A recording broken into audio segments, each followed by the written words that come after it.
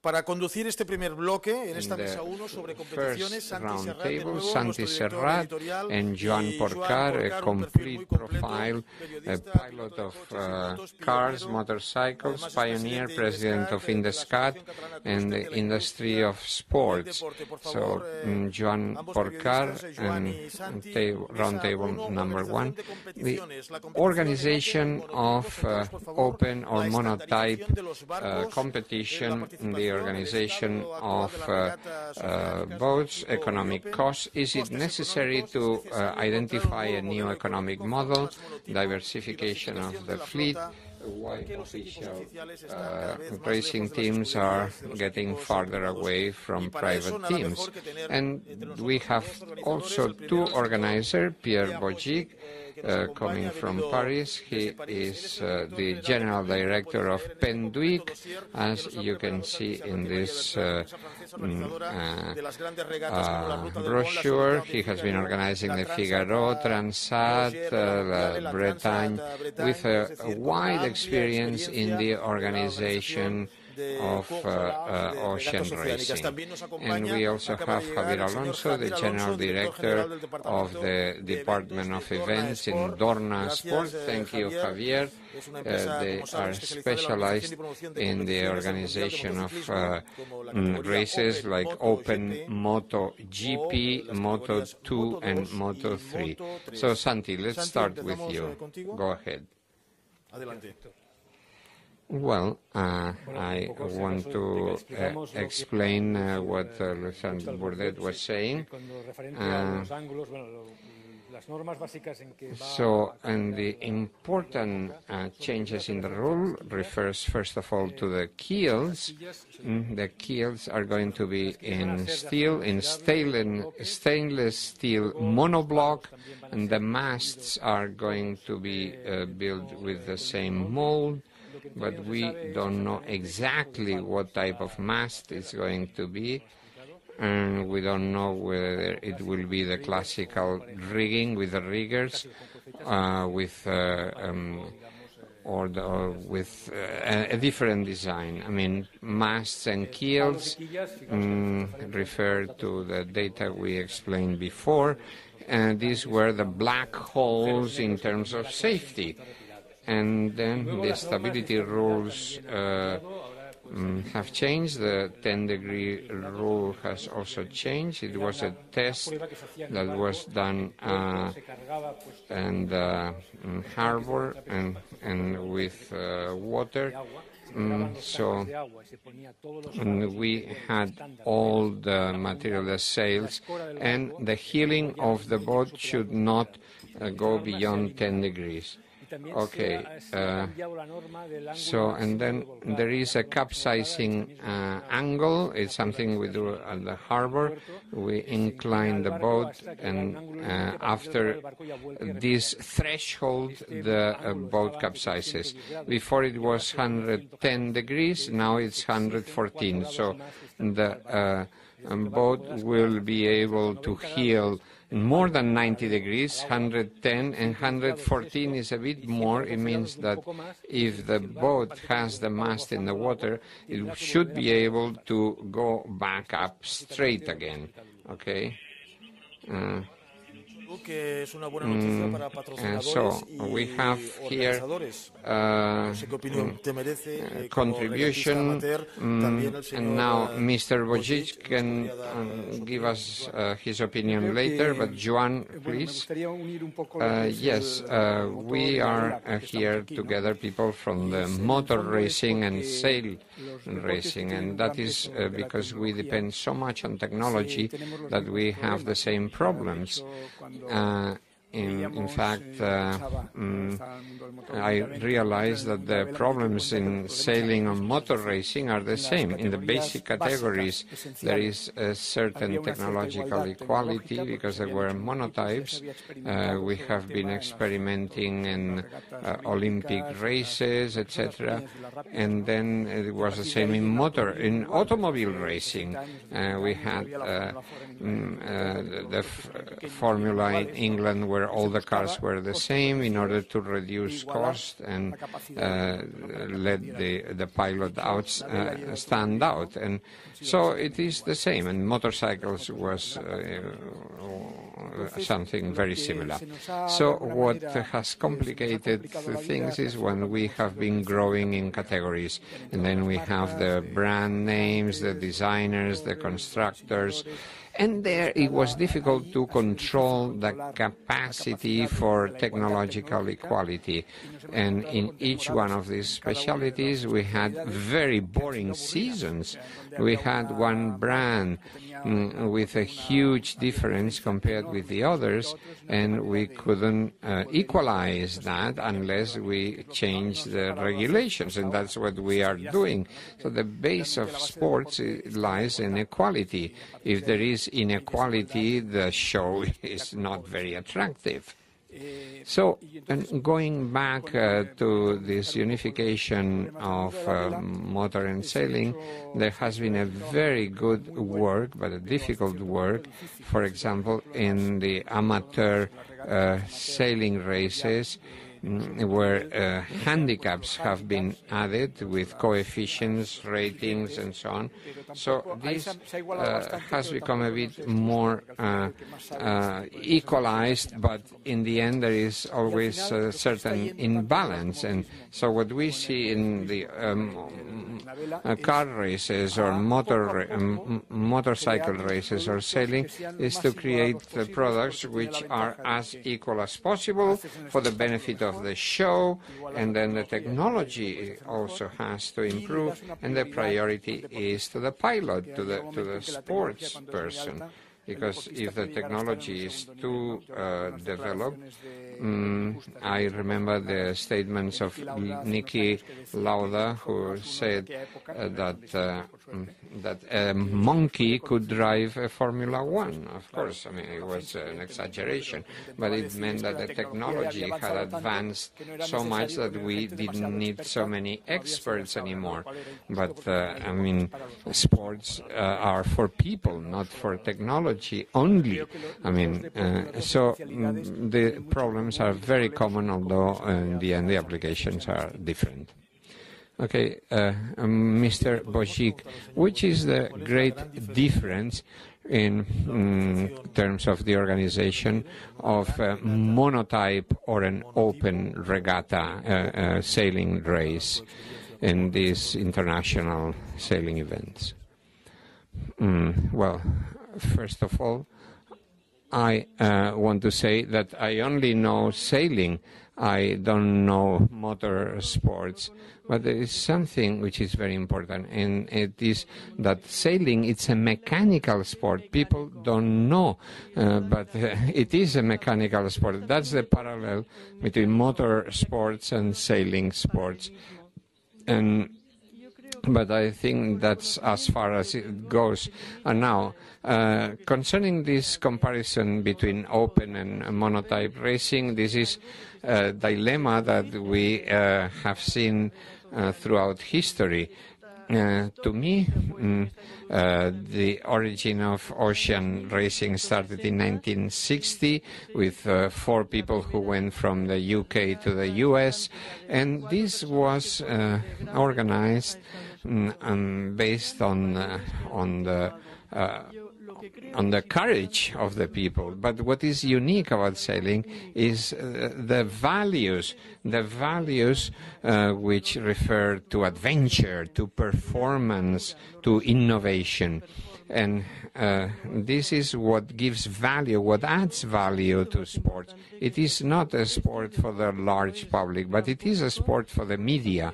And that's how things were born. And what is interesting is that in the beginning, the races were first proposed, and then the boats were built for the race. I remember PenDuick from Eric Tabarly, and I was following the evolution of these races, and Tabarly designed a boat responding to the conditions he was going to be confronted with in the Pacific race, for example.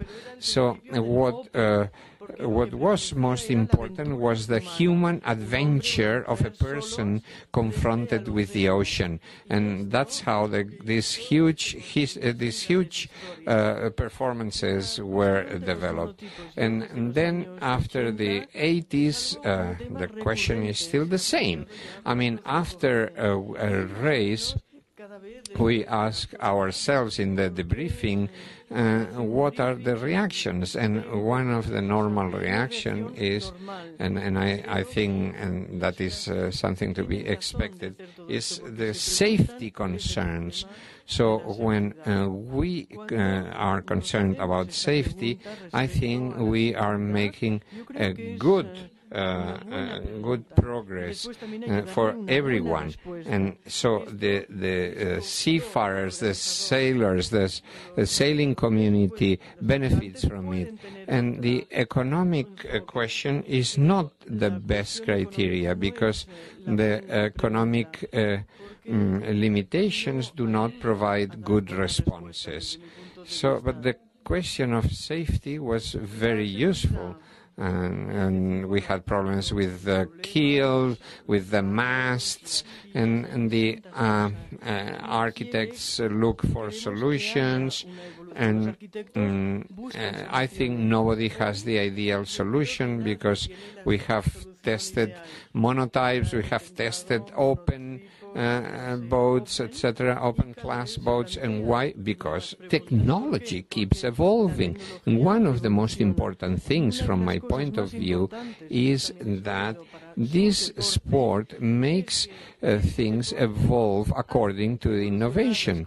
And if there are many sponsors in ocean sailing races, it's because in terms of internal and external communication, there is this important value of innovation. Innovation is paramount, and I think that monotypes limit innovation. So there should be a certain monotyping, but with room for innovation. I mean, for example, in Veneto, we see how this model was fixed for 10 years. And why did we go from Figaro 1 to Figaro 2? It's because when we saw the evolution in the other classes, it was a problem to see that this boat was limited in the way of optimizing its performances. So to answer your question, I think that this sport, for the sponsors, for the financial community, for the investors, for the donors, and all the sailing categories offer incredible amount of possibilities for internal and external communication, and they can find in the different categories of boats and adventures the category that is more suitable, more adapted to them. So the important thing about our sport is that it offers a wide range of possibilities for attraction in public interest and fundraising. So, and the other aspect is that an ocean sailing race is not going from A to B. It is the idea of sailing through the ocean. And of course, we are in different economic cycles, and the different skippers press on the organizers to adapt the races to the circumstances. And we had the IMOCA class, in other times we had the ORMA, like the multi-hulls 60 feet open, to reserve such and such race to a certain type of boats. For example, La Route de Rome, it was a solo sailing race, very famous in France, and the original principle was the freedom and it was multi-class, totally open, ranging from 14 meters to any kind of overall length. And this contributed first to an incredible success. We have about 2 million people attending the departure in Saint-Malo, an incredible interest over the media and business community, etc. And because we kept the original idea. If we would have changed the original idea, the success wouldn't have been the same. Now, to summarize what I'm saying, I think that each test should keep the original idea, and then they have to manage between open and monotype in a way that doesn't go to either extreme, because there is an industry behind our sport, the same as it happens with the automobile or motorcycle sport, which is a formidable laboratory for experimentation and progress. Thank you. Thank you so much, Mr. Bojic. And now we go to the motorcycle racing. Motor racing is open, Moto2 is free with a Honda engine, and 3 is KTM, Honda and Mahindra. Now, what did these new categories provided to this, and why the official teams are so far ahead from the private teams? How to manage to have less differences and how to limit the budget? So, Javier, you have the floor. Well, first of all, we have a problem for several years, and that is when we had the category of 250 cubic centimeters, and there was always the same winner, Aprilia and 2 or 3 more. And in order to solve this problem, we changed the category of 250, 2.5, and we went to a new one with a free chassis, but with fixed engines, fixed petrol, fixed tires. So we had a few technology innovation here, but and this is the 4th year in this category. After these 4 years, the chassis are almost the same. Sometimes they start with one frame and they change it to another one, and the results are exactly the same. The pilots race on the basis of their own skills and based on the skills of the team. So it's working very well now. We are now continuing for 3 more years. Now we have a new company in Aragon, and the frames, the chassis will be the same, the price is the same, the price is reasonable, there is no competition. So we are very happy now with the result. What we have now is that any team, in principle, can compete to be the leader. And of course, last year Marquez was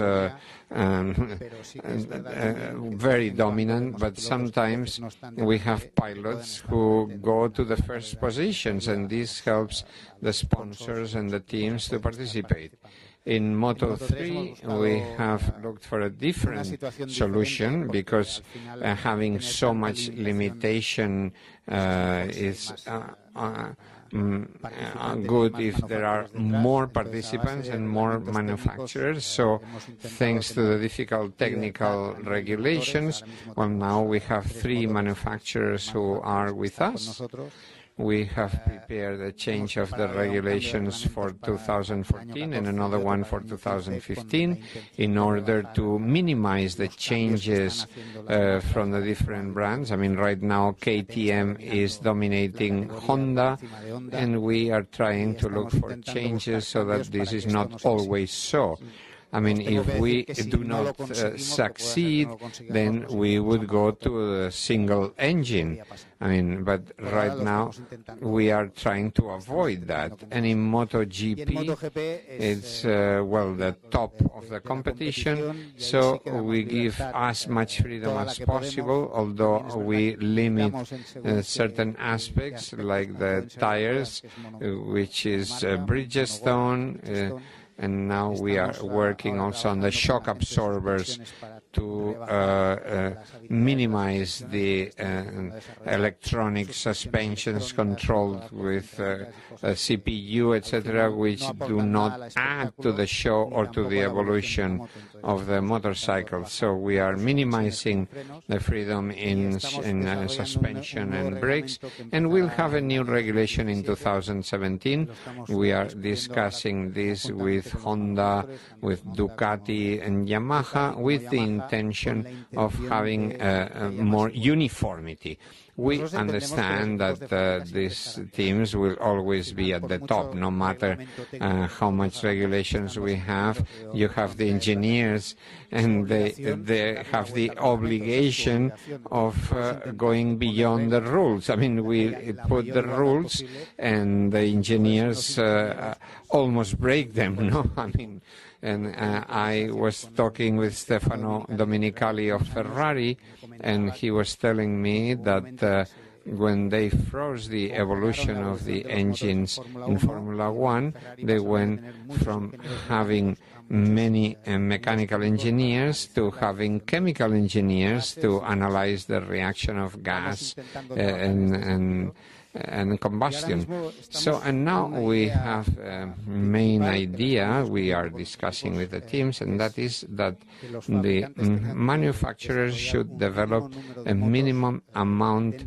of motorbikes with the same technical specifications. So they should manufacture, in principle, 6 motorbikes so that everyone has a right and access to that technology.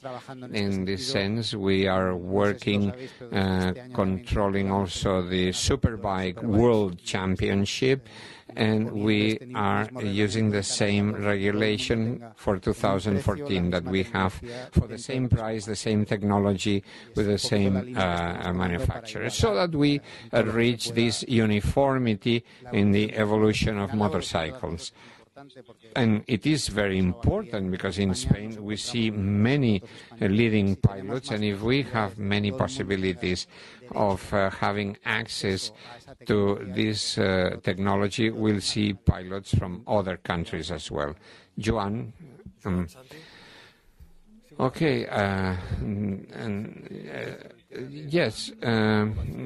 Let's talk about innovation. I mean, as Pierre was saying before, and I think the motor racing and the sail racing are similar in this sense, because the monotypes come from open development. I mean, the open classes were the classes which introduced technological research, technological risk, and then we developed the different possibilities. For example, Pierre was saying in the Figaro class, out of the evolution of the other classes, they were forced to change to another monotype. Even Eric Tabarly, the great innovation of Tabarly, were produced within an open environment, open context.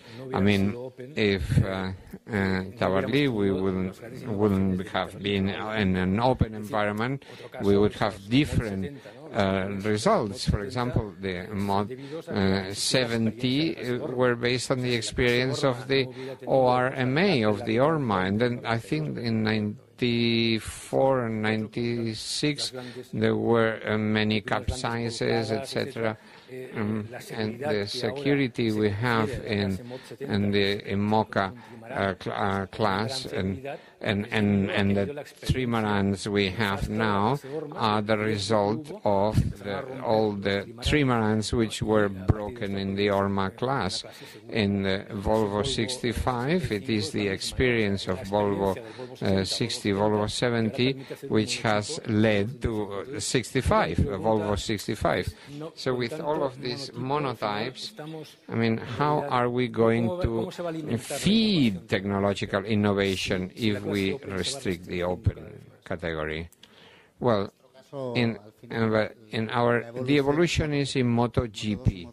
Moto2 and Moto3 is a show, and what we have is good pilots to identify good pilots so that they can go to MotoGP. But the innovation takes place in MotoGP, okay? That's our intention. In Moto2 and Moto3, we develop pilots. I mean, I remember when we were racing with 500 cc's of two-stroke, 500cc two-stroke to have the same race in Jerez, for example. They used 34 liters for 45 minutes race. Now we have 21 liters. And with double the capacity in cc's, in 1,000 cc's. So Moto2 and Moto3, we develop pilots. Okay, so did you understand the concept of Pierre, where we respond to a concept, the organization? Yes, I fully agree. Let me say something. Well, the world is changing, and the world is changing very rapidly, for good and for bad. And there is a very personal appreciation. I believe that we are not realizing that technology, society and those who are in this technological world has reached a point in which we do not need much more to live well and to have a good show, a good spectacle. I mean, remember that the Concorde plane is not flying anymore, and we wanted to go faster from Europe to America, but maybe with 6 to 8 hours is enough. We don't need to shorten it if it is economic, if it is comfortable, and if it is safe. So concepts like this, which lead to important reflection. For example, in the world of motorcycle, the Superbike World Championship, I mean, motorcycles which derive from the series. I mean, it's not like MotoGP, it's a series. Do we need a lot more performance to have show? No. I mean, and of course we can compare between superbikes and GP. And superbikes sometimes are more interesting than MotoGP, but the audience commands, and the great pilots are in MotoGP, and that's why in Spain we have 4 million people in audience in MotoGP, and we have 400,000 in superbikes. Of course, we can't compare the audience with the race. I mean, in Aragon we had 15,000 people in the circuit, and for GP we have 65,000 people. I mean, so what we have to manage is to understand what is our sport, and once we understand our sport, we should evolve. In Spain, 20 years ago, we didn't have pilots. You remember what we saw 20 years ago with British, Italian pilots. Now we have 8 Spanish pilots, and people say that's a disaster. Well, I remember where there were 8 American pilots and nobody complained. I mean, we have to find the evolution and the innovation and the people who make every sport big. Well, I agree. But maybe, I mean, for a long time, for many years, the technology has evolved so much that we were surprised every day. But sometimes, I mean, I'm just playing the devil's advocate here, but it is a contradiction to see that we are trying with the regulations to put a brake on technology. So what we do is to make sport more expensive. If we have a motor of 3,000 cc's and we admit a 5,000 cc engine, it is cheaper and it gives the same performance. I mean, the fact of fine-tuning the technology has made us lose the reality.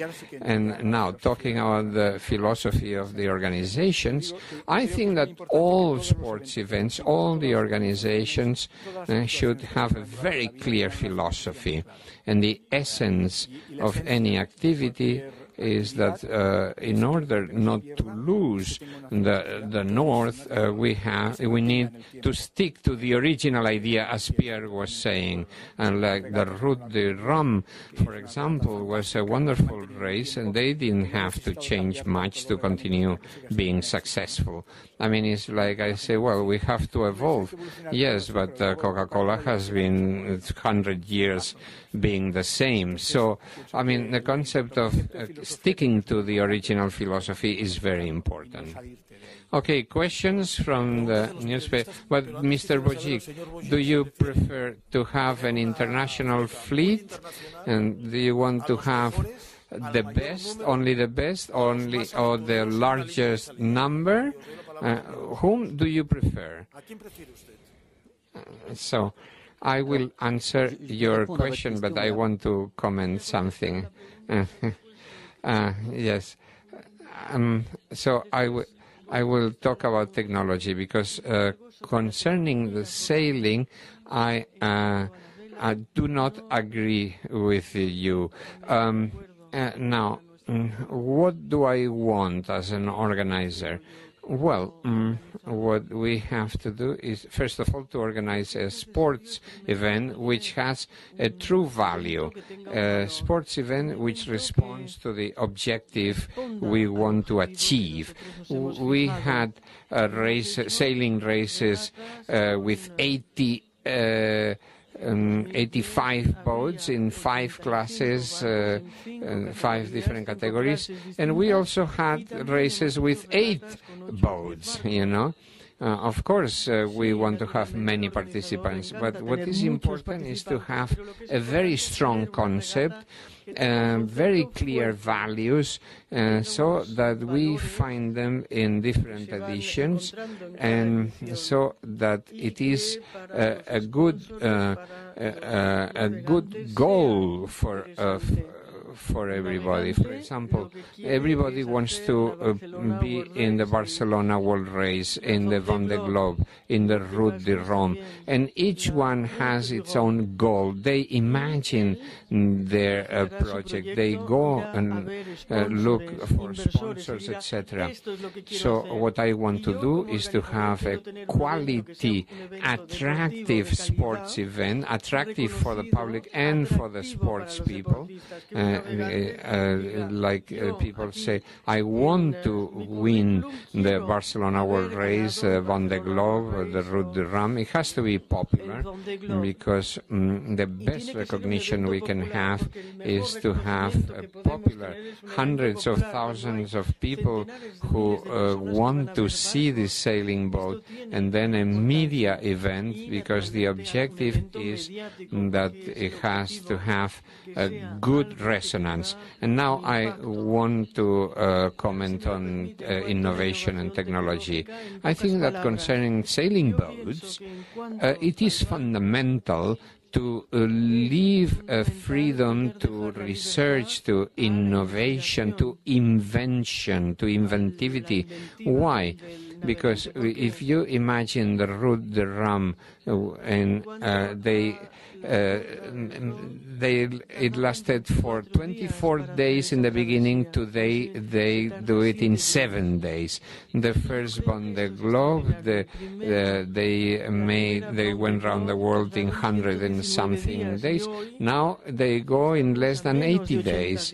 And of course, what has allowed this is the innovation on the boats, and it is in the human nature to want to go a little bit further. So, and that is innovation. And talking about our subject, every time that we have tried to limit either with monotypes or with restrictive ratings, there are skippers which went around the regulation, which broke the regulation in a legal way, if you want. I mean, when we say we are going to limit the size of the boat, and said, okay, if it is like this, we're going to go and race everywhere else, and we're going to do the record of the Atlantic or the Jules Verne. And this is extraordinary, because the response to a limitation, to a restriction in freedom, has this reaction, this human reflex action, which tells me, don't limit me, I'm going to go beyond.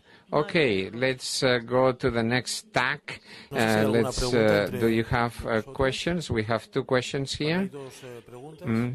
Please, your name and media. Enrique Kurt from Kurt Publishing Company, skipper and regatta magazine. I think that in the ocean sailing and race, it's evolving to television and media circus.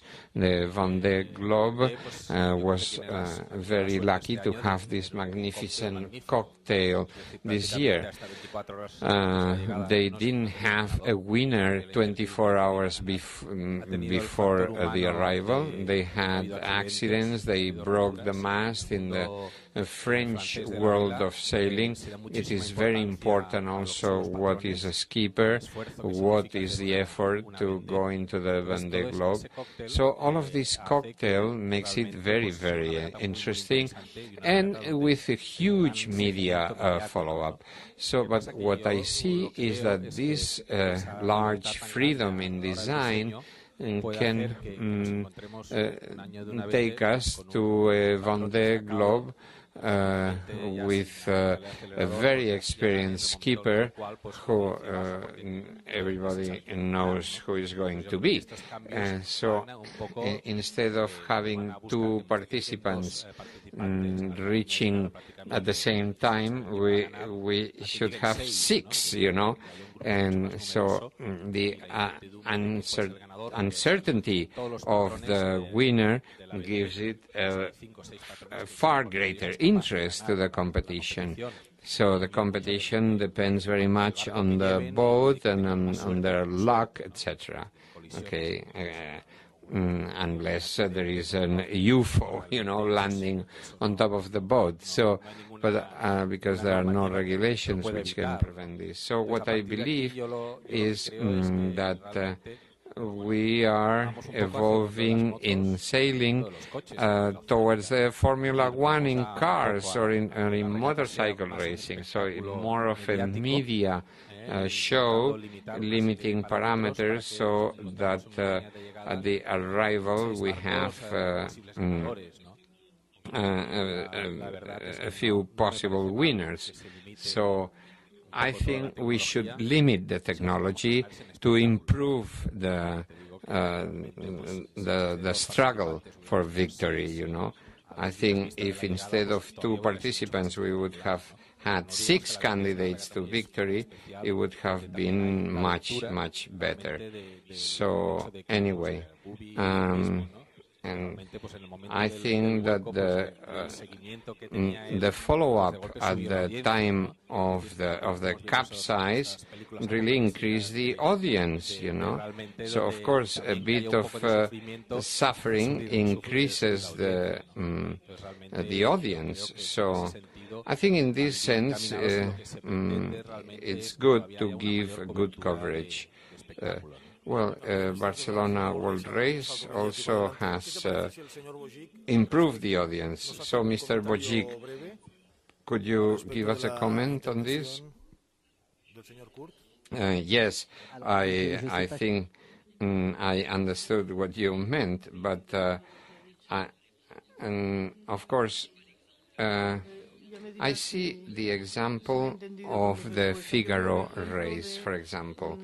In the Figaro, all the boats are the same, and the technology there is limited, and the boats reach all the same, more or less at the same time, between Bretagne, Brest, and the Martinique. In 3 weeks, they are all there, and of course, they are all there at the same time. But I am not sure that this gives more media interest, and secondly, I am not sure that this is one of the main reasons to have all of them together. And 1998 in the Route de Run, they had a monohull with 22 meters and a trimaran of 15 meters. They reached with 98 seconds of difference. I mean, and after crossing the Atlantic, I mean, a 22-meter long monohull with a 15-meter trimaran. But I don't know what could improve the audience, I mean, when we have this kind of thing. So, honestly, I do not think that the limitation of the technology is going to be an element which will allow us to be more present in the media. Nicolas from the ABC. Javier Alonso, a question. First of all, the motorcycles which substituted Moto3, for example, the previous motorcycles have been recycled to other championships? And the second question is possible to recycle the Moto3 so that it becomes competitive? Well, the old 125, they ceased to exist. There is a minor championship here, a Mediterranean championship, but they don't exist anymore because they stopped manufacturing. So, and the second question, which was. Yes. Well, someone tried to use the frame of 125 in Moto3, but it didn't work. But I mean, a frame of a Moto3, I mean, it's about 80,000 euros for the whole season. So, you know, it's not okay. So Kiko Cusi, although Suso Garcia, in 250 cc's, Aprilia was dominating. Yeah, but in the last year, Honda won. Okay, Suso and Kiko, last questions before going to the social networks. Yes, I wanted to ask whether the economic cycles are related to what we are saying. I mean, if we would be in an expansive world cycle, would it make sense that the large competitions would have a box rule or open? Because since we are now in a depressive or recessive cycle, is there a relationship? Does it make sense that during the recession there is more monotype to increase the number of participation and vice versa? And to Javier Alonso, I wanted to ask, since there is a direct relationship between technology, show and audience, the nationality of the pilots in your case is important? Suso Pérez, La Vanguardia. Well, the nationality is important, but for example, in track and field, you have Jamaica, you know, and nobody says why does Jamaica get all the medals, you know, and now, of course, in Spain we promoted this because there were many companies manufacturing motorcycles here, so, and that's why they got the support for many years, and now they are present in all the races. But it's true that in the expansive cycle there were a series of sponsors. For example, we had many tobacco companies sponsoring because they managed to increase the price of motorcycles, but it became a point where the motorcycles were too expensive. Now, instead of tobacco companies, if the sponsors would pay the same price, probably we would have more freedom, but it's not the reality. I mean, we don't have the sponsors we had 12 years ago, so we have to look for formula so that everyone can compete at the same level. I remember, for example, when Sito Pons was in GP, he had a private team which could be the leader. But today he couldn't be competitive because nobody would sell the motorcycle to him. I mean, so today everyone should have the possibility to be competitive, to enlarge the possibilities for everyone.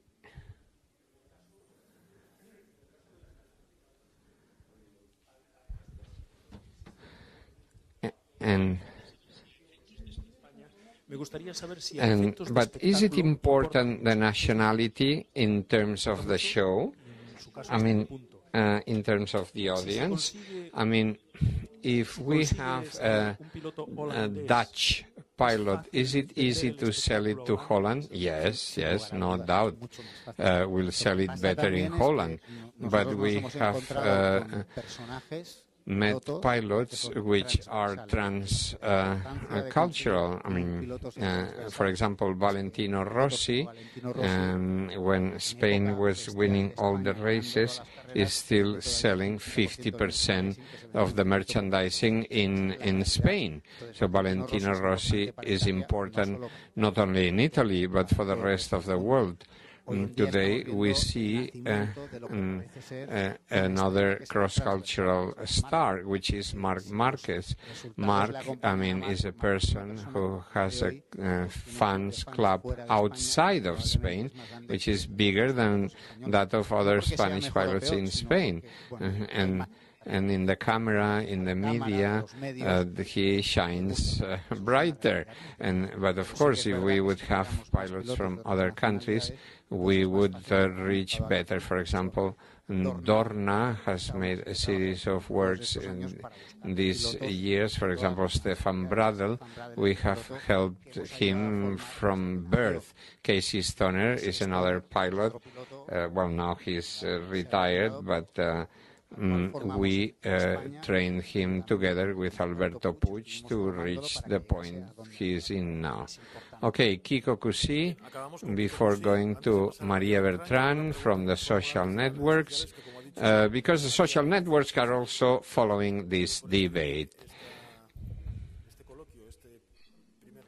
Okay, as a personal opinion, I think it's different motor and sailing, because in sailing there is an adventure which is not an aspect of adventure which is not present in motor. So I think it's important to keep the open formula, because it's not only a matter of who is going to win. I mean, in the last Vendee Globe, we saw an open race with 3 boats which were monotypes, and one broke the keel, but otherwise they would have been the 3 winners. But then we had Alessandro Di Benedetto, and Alessandro Di Benedetto, if we would have had monotype, would have been too expensive for him. So I want to know the opinion of the 2 organizers here. Can you combine somehow an open class with mini monotype fleets within the same regatta, the same race? Yes, very quickly. I think that a good example in the world of motor racing is Dakar. You have elite pilots, elite brands with private competitors which combine with each other, and there is room for everybody.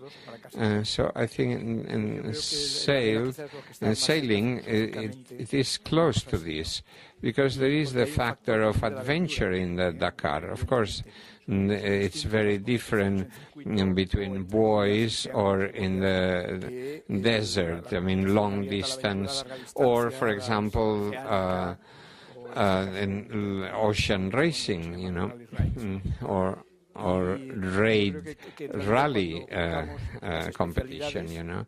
So, but they have things in common, but we have to separate the specialities, because you have the ocean or the desert and long distances compared with buoys and a circuit, no?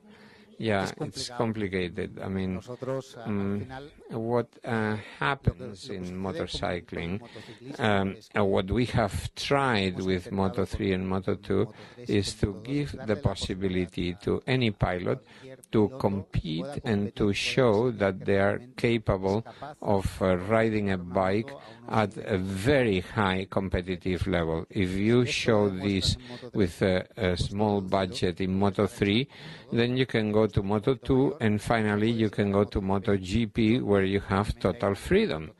And when we change from 2.5 to Moto2, they criticized us, saying that we were killing the competition, that the pilots wouldn't learn with Moto2, where the frame is very similar and the engine is the same.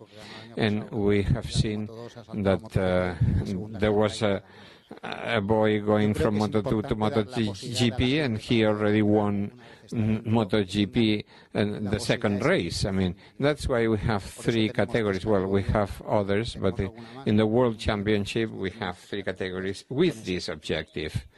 Yes, in sailing, we have the Route du Rhum. Route du Rhum is the best answer.